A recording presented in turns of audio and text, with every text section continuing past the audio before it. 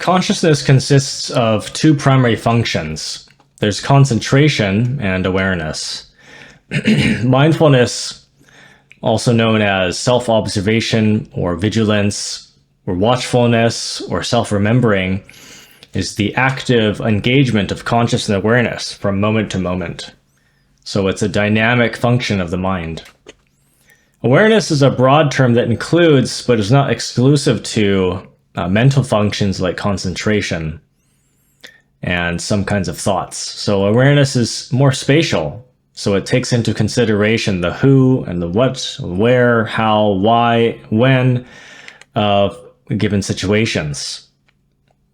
But our consciousness, however, is very asleep. So as a race, humans are deeply somnambulistic, even though it seems like we're alert and actively paying attention all the time. We multitask and we are so busy. It seems like we're alert, but we do this without awareness. We are completely asleep and hypnotized psychologically. And one of the easiest ways to confirm this is to look at your dreams. Scientists say that we dream every night when we go to sleep. And this is true, but how many people then are really remembering the dreams? Many people say they don't dream. They don't remember their dreams. They're still dreaming, but they don't remember it, right? Are these dreams vivid for people who are having them at least? They're not. So what about the people who know that they dream every night? What kind of absurd, ridiculous, illogical things do they see when they're dreaming? Or what kind of things do they find themselves doing when they're dreaming? What kind of strange things have you found yourself doing that seemed normal at the time when it was happening? And then you wake up and you ask yourself, what the heck was I doing there? That didn't make any sense. Why was I doing that? Why was I eating, this huge thing of cabbage in my bowl of cereal, for example? That's because we're psychologically asleep. It's because you're not paying attention. If you're really paying attention, you would catch that, the strangeness. You would immediately spot the unusual things, the phenomena, with your awareness. But we're not aware. So we don't question things. In a lecture by a Gnostic instructor, one of his examples was that we could be walking down a street that we've never been on before in a dream, having a great conversation with a rabbit, and have absolutely no idea what we're doing. We don't even stop to think about it. We don't question it. You're talking to a rabbit, and it seems normal. Like, yeah, this is the talking rabbit. We've been friends for years, right? What's wrong with that? That's what we think. We could dream that we're in a house that we think is ours, and when we wake up, we realize it doesn't look anything like it. We recognize it as our house in the dream. When you wake up, you know it doesn't look anything like it. Or we talk about people who we think we've known for years. We feel that we've known them for years, and then, again, when we wake up, we wonder, who in the world were those people? And commonly when all of this is happening, right, as I said, we think we're awake. When we're in our dreams, we think we're awake, right? How often do you know that you're dreaming? No, you're just wandering around aimlessly, thinking that you're just shopping or at work or something when you're actually asleep. So we don't think anything of it. So now do you see the difference between concentration and awareness? Awareness is understanding what is going on in the moment. Really comprehending the moment. Concentration is just focus. All of us are concentrated on things. We're a little bit too concentrated on things. And so when we're concentrating on a video game or a movie or driving, we're completely sucked into these things. But we don't have the awareness of what's actually going on. We're just concentrating. And this is a form of hypnosis. The concentration is polarized negatively, and it's hyper-focused, and it's immersed in a situation without any awareness or without any self-awareness. So the concentrated subject is there, like you see the movie, the movie is there, the video game is there, but you basically lose yourself. You disappear from your awareness. You're not paying attention to yourself or what's going on. And when we do try to concentrate on things and we lose that concentration, we might have it for a bit and then we get distracted. And then we go back to the task or move on to something else. We always get distracted when people are talking. So in our dreams, in the same way, we can place concentration on things, whatever we want, many things. We'll get distracted in our dreams. We get hypnotized by desire or a repetitive task that we've been doing during the day, or by some strange sight. It could be, seeing like a magnificent rainbow that has colors we've never seen before, or it's abnormally large, hypnotized by these, beautiful atmospheres or planets that are just enormous in size, and we think, yeah, that's the moon. That's what our moon looks like, right? But we don't realize what's actually happening. We don't question it. We don't question peculiar things that often as we could. So that is awareness. That is what we lack. It's the function in consciousness that allows a person to be actively cognizant and alert in situations and to recognize at the same time their own relationship with these impressions. To be aware that we are part of observation. Observation doesn't exist on its own. There is a viewer. It's you. So we also notice this lack of awareness when we watch a movie. We get so immersed in the story and the responses of the characters that our heart beats faster, we get emotional, and we just completely forget our own existence in the living room, in the couch. We forget that we are the ones sitting here watching this movie. We forget that observer factor. The fact that somebody is watching this movie. It's not that the movie exists on its own. Somebody's watching it. You're watching it. That's that kind of awareness we usually don't have.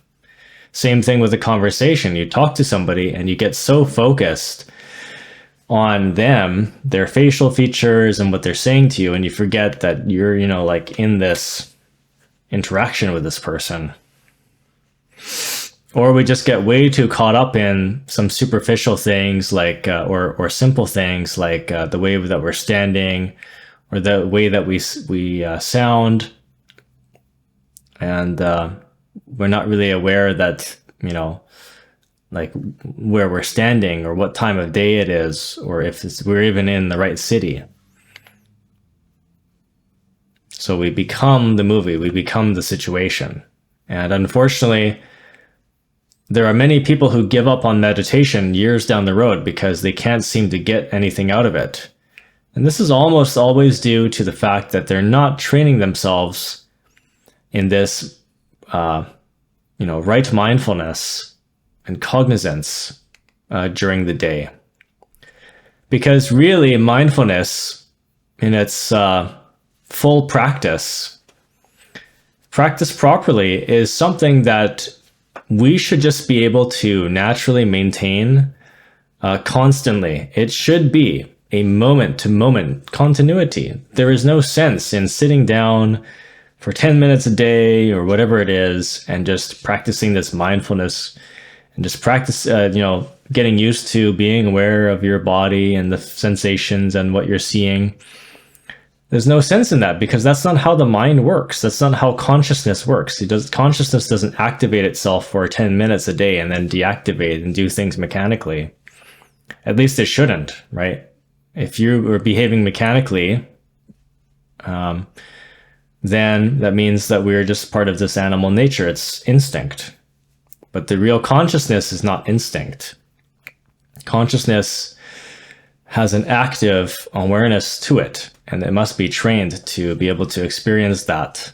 So we shouldn't have breaks of distraction, ideally. So we should be mindful at all times, even when we're not meditating. That's the key. By practicing mindfulness throughout the day, this moment-to-moment continuity. That's how we train ourselves to even have the awareness and concentration for meditation. It's a prerequisite. And there are similar practices where students exercise mindfulness for half an hour or an hour a day. But these are typically concentration exercises where there's a specific subject that they're focusing on. It's for concentration. It's not as broad as mindfulness and awareness. So to practice mindfulness, this is a general self-awareness, awareness of impressions, and it's something that should be practiced all day long and all night, even if possible. That would be the eventual goal is to always be awake. This is what it means to awaken. This is really what it means. You don't get hypnotized or distracted anymore. And it's possible. It's completely possible. There are many people who've experienced increasing amounts of awakening where they don't get distracted. They don't have their ADD or ADHD symptoms anymore. All because they practice this. So typically our minds wander everywhere during the day. We're thinking about that girl we met the other day, or that guy, that charming young guy, or we're driving to work with the music on and fantasizing that we're part of a music video. And as soon as you do that, your awareness shifts, right? It goes right into this fantasy land. Your eyes might be seeing the road, but barely. You don't actually notice it as much, do you? What you're noticing is the fantasy. So we wander off in our heads, and while somebody is talking to us, we multitask and we divide our attention to too many things all at once, all while forgetting ourselves in the process. We forget that we are part of these impressions that we take in as observers. So that's the critical aspect of awareness, self-awareness. And in many of my presentations, it's taught that the human mind is almost entirely comprised of and conditioned by psychic aggregates, which in the West are called egos, and in Eastern religions are called many things like kleshas, samskaras, skandhas, khandhas. And so we have a subconscious mind that constantly distracts us with cravings and intellectual speculation, comparison, thoughts, labels, thoughts about the future, dwellings in the past. And all of this activity is, as I said, instinctual and mechanical. It's happening automatically. So we have a dim light bulb as a consciousness or as a conscience. And when really our potential for concentration is like a laser beam. In fact, since the time of ancient India and Egypt, our ability to concentrate and maintain this awareness as a race has declined substantially. Our attention spans are shorter than ever.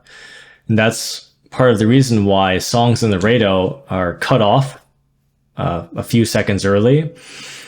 That's why we have apps now everywhere that are offering these short form videos that are only 30 seconds or 60 or 90 seconds long, to give us the option to post and watch videos very briefly. But it's not to save time. It's because we don't have the attention span that we used to. So of course, when it's time to sit down and meditate at the end of the day for 20 or 30 minutes or so, and if we're only doing this a few times a week, then it's no surprise that we are not progressing and strengthening that ability to concentrate and sustain that proper drowsy meditative trance that's required for any real meditation to happen. Any insight or major shifts in supernormal emotional states. So awareness is a moment-to-moment experience, a continuity. And, this is such a basic thing that all of us should just be taught when we're children. It should be in our school systems. How to concentrate, not only that, because I'm sure concentration is to some extent is taught and disciplined, but really how to be awake, how to be mindful, and how to be aware. Because it's not something that you implement just for studying. It should be ongoing human function. Because we have three brains. We have the intellect, we have the emotional center, and we have the motor, instinctual, sexual center. Sometimes we categorize this as 5 centers, but the motor, instinctual, and sexual center are very similar and related. So we call them 3 brains in the Gnostic movement. And these must be constantly in balance in order to utilize the body's energy efficiently. This promotes our vitality and well-being. And so this can't be done if we're not aware of the different parts of our mind that we're using on a daily basis. So fully developed awareness is not the ability to focus on something for 2 hours straight while exhausting ourselves and then quitting and falling back into hypnosis again. Awareness is the natural ability to effortlessly remain conscious and awake at all times. This is the natural state of the mind. But it has to awaken because we have conditioning, and that's what's stopping us from doing this. That's why it has to be trained. That's why there's effort that requires the entrance into this, because the conditioning is distracting us. It takes a lot of effort to get past that conditioning and to gradually remove that conditioning. So this conditioning of samskaras or egos, defects or defilements in the Oriental terms. And this is why our ability to focus requires a lot of effort. And the practice of mindfulness starts off very transient and exhausting for many people. If you really put an effort into practicing moment-to-moment mindfulness, it's pretty amazing that you notice, a lot of people notice that the first week or so, it's exhausting. You're not used to constantly trying to pay attention to things, but you do get used to it after a few weeks, and then it becomes something that you don't really want to let up. You feel like it's very valuable. You know how valuable it is. So, and it doesn't take as much effort, so you keep doing it. So in summary, mindfulness is an active function, and it demands constant inquisitiveness in whatever we're doing or observing. That inquisitiveness allows us to question anything that seems unusual, any kind of abnormal phenomena. And when you question things that are unusual, you're waking up to different realities, right? You're waking up to the fact that you could be dreaming, or that something is not right. So we should never let ourselves become hypnotized, right? Fascinated and identified with images or sensory impressions, both outwardly and inwardly. We have to observe the outside world in this way at all times, and to be watchful at the same time of our internal world, what's going on in our fantasies and our thoughts, what we're feeling. We should be paying attention to how we're reacting and responding to people. So that's another self-awareness aspect. Being aware of what we're thinking, being aware of what we're saying to people, being aware of what we're doing, what we're feeling, how our body's responding. And by developing this habit while we're awake, this is what allows us to take that skill into meditation and ultimately into the internal worlds, into the astral plane, where we can practice dream yoga. And this is a very crucial skill for the bardos of death in the afterlife. Because if you can't do this when you're awake and you can't do this in your dreams, you will not be able to do this in the bardos between lives.